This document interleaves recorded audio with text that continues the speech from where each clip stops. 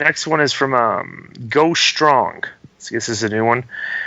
Subject is mailbag question. This is Eddie from California. The question is for Conan and Disco.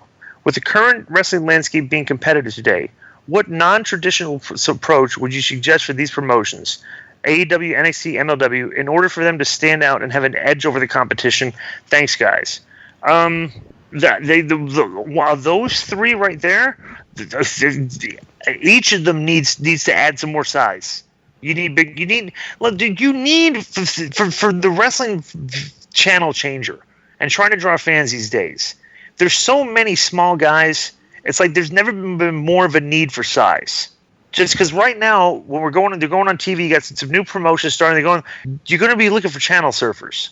And I'm sorry, but a small, it's just the thing is, if a larger than life character is going to stop you from changing the channel, and I just think all of those guys, all those places need some bigger guys. Not a whole roster full, but you need some big guys. Yeah. I would say this: if I'm surfing the channel and I see some guy doing some sort of fucking, tornillo in the air with a backflip, I might stop right there too and go, "What the fuck did I just see?" But you do need big guys. There's that physicality, that visual of two big guys just hitting each other. It's always worked on a visceral level, and a business level. Mm-hmm. Absolutely.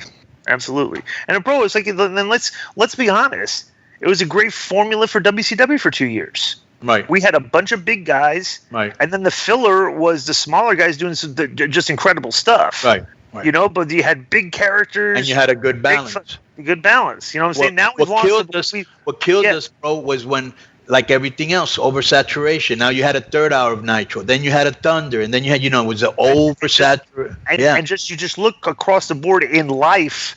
Yeah. There's way more average sized guys than bigger guys. It's like it's hard to find bigger guys in the business. You know what I'm saying? And anything, it's hard to find bigger guys. It's a lot easier to find running backs and wide receivers and stuff and everything in football because everybody plays flag. But it's hard to find big guys, to play line and stuff, right? They stick out. There's not a lot. If you're like in your school, your biggest guys usually they all played football. Like how many big guys did you have at your school that didn't play football?